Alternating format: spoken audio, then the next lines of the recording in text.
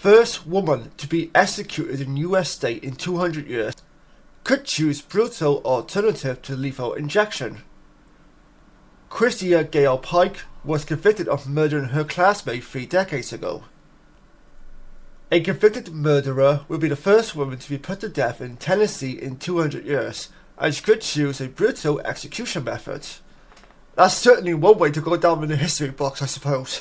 So, Christa Pike was convicted of murdering her classmate, Colleen Slemmer, 3 decades ago.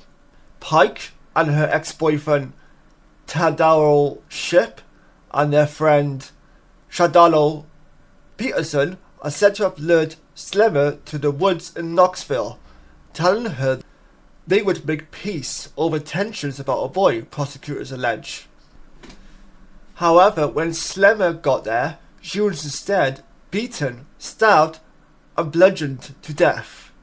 If matters didn't get any worse, sickeningly, a pentagram was also carved into her chest, court records say. At the time of the horrid crime, Pike was 18 years old and allegedly kept a piece of Slemmer's skull to brag about her crime to other students at school. However, within just 36 hours, the trio were arrested and she confessed to the torture and murder of Slemmer. Jesus Christ. I thought fucking Florida had some crazy ass individuals. During her confession, Pike claimed the group were only trying to scare her being Colleen rather, and things happened to get out of hand, leading to her murder.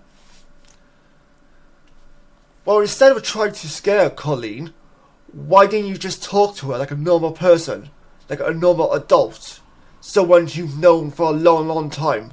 Slemmer's body was discovered by the school groundskeeper, telling the court she was badly beaten, that he had first mistaken her for the corpse of an animal. On the 22nd of March 1996, Pike was found guilty of first-degree murder and sentenced to death, making her the youngest person on death row at just 20 years old. Inmates on death row in Tennessee are usually killed by lethal injection. However, this might not be the case for Pike. Technically, the electric chair is also authorized by the state. That's still going. Okay, interesting. I thought that might have been shut down like years ago for a reason, but yeah. But it's only given as an option to those who committed a capital crime before January 1st, 1999. So this means Pike technically could choose the brutal method. Electrocution is also used as the only option in the states if lethal injection is deemed to be unconstitutional, or if any drug needed to carry out the execution is unavailable through no fault of the Tennessee Department of Corrections.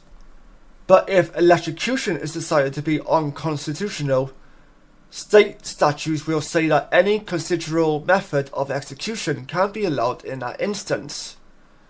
This means that any method can be used in the place of the chair. The Tennessee Supreme Court officially set a date for Pike's execution to take place.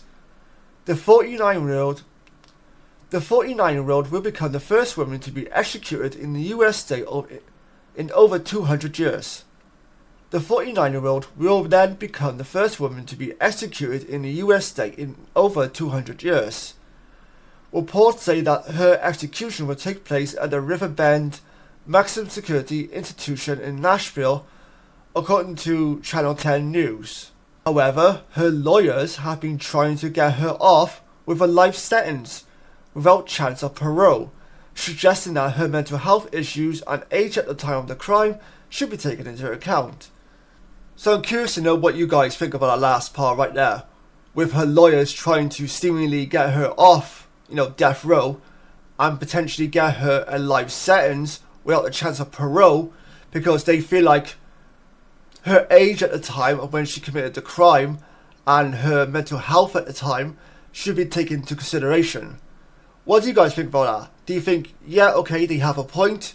Or do you think, nope, the bitch is clearly insane, she knew what she was doing, she was in control of what she was doing at the time, so therefore she should be given the execution method of some sort, whether it be the chair or whether it be the lethal injection? See, not knowing anything about this woman before reading this story. However, I think her lawyers are smart in trying to play out the mental health card, because why wouldn't they? I don't know if that's going to work in their favour or trying to get her off death row, but instead change it to where she gets life imprisonment without any chance of parole. I guess we'll have to wait and see on that possibility. So with all that being said, thank you for tuning in to today's episode.